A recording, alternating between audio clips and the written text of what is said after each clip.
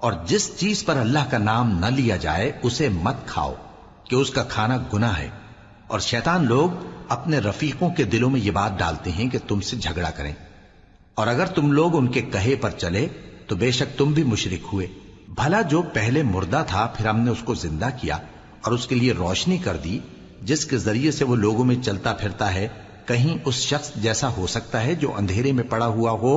اور اس سے نکل ہی نہ سکے؟ اسی طرح کافر جو عمل کر رہے ہیں